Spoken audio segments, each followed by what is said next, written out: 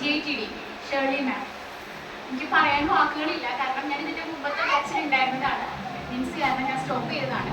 അപ്പോഴും ഞാൻ എൻ്റെ മാമിനെ വിളിച്ചപ്പോൾ മാമും ഐശ്വര്യ മാമൊക്കെ പറഞ്ഞത് എൻ്റെ ഹെൽത്ത് നോക്ക് ഫസ്റ്റ് എന്നാണ് പറഞ്ഞത്.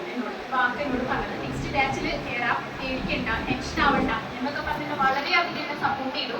എനിക്ക് ഒത്തിരി ഫ്രണ്ട്സ് ഉണ്ട്. ഈ ബാച്ചിലാണെങ്കിലും ഇതിന് മുമ്പത്തെ ബാച്ചിലാണെങ്കിലും എല്ലാ ജില്ലകളിലുമുള്ള ഫ്രണ്ട്സ് എനിക്കുണ്ട്. പിന്നെ എന്താ പറയുക, ഐശ്വര്യ മാം, ദീപ്തി മാം എന്നെ ഒരുപാട് ഹെൽപ്പ് ചെയ്തിട്ടുണ്ട്. ഒരുപാട് ലേറ്റ് ആയിട്ട് ഞാൻ മാമിനെ വിളിച്ച് ഡൗട്ട്സും കാര്യങ്ങളൊക്കെ ചോദിക്കുന്നത്. 4 കുട്ടികളാണ്, അപ്പം എല്ലാം കഴിഞ്ഞിട്ടാണ് ഞാൻ അവരെ വിളിക്കുന്നത്. അപ്പോൾ പോലും പോസിറ്റീവായിട്ടാണ്, എപ്പോഴും പോസിറ്റീവാണ് എൻ്റെ മാം. എനിക്ക് വളരെ ആഗ്രഹമായിരുന്നു അവരെ വന്നിവിടെ കാണണമെന്ന്. അതിനെ സാധിച്ചു. അതിനെനിക്ക് സപ്പോർട്ട് ചെയ്തത് എൻ്റെ ഹസ്ബൻഡാണ് എല്ലാത്തിനും.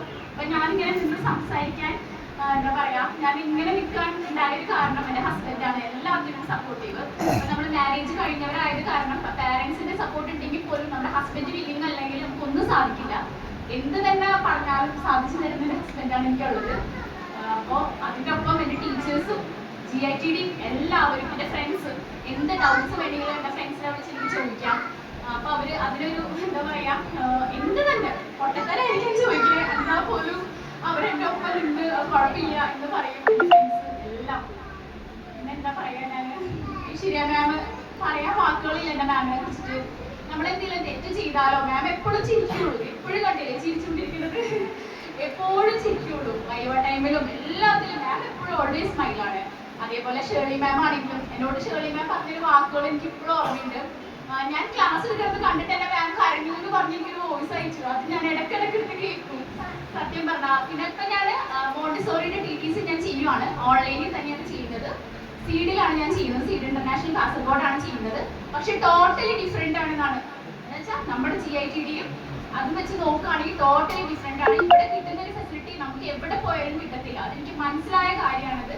ഞാൻ പറയുകയും ചെയ്യാറുണ്ട് അവരുടെ അടുത്ത്, ഞങ്ങളുടെ മാം, ഞങ്ങളുടെ കോളേജ് എന്താ പറയുക, ഞങ്ങളുടേതായത് എല്ലാം എന്താ പറയുക, ഇവിടെ പഠിച്ചത് തന്നെ നമ്മുടെ ഒരു ഭാഗ്യമാണത്. നമ്മളിവിടെ എത്തിച്ചേരാൻ പറ്റിയത്.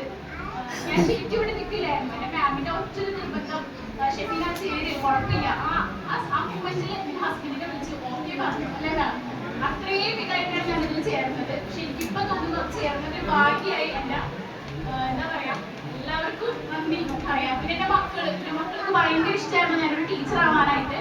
അവരെനിക്ക് കൊണ്ടുവരാനായിട്ട് സാധിച്ചില്ല. എനിക്ക് 4 കുട്ടികളാണ്, 4 ബോയ്സ് ആണ്, അതിൽ 2 പേര് ട്വിൻസ് ആണ്.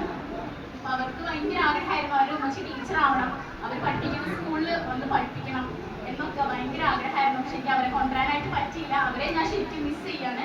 അപ്പം താങ്ക് യു ഓൾ.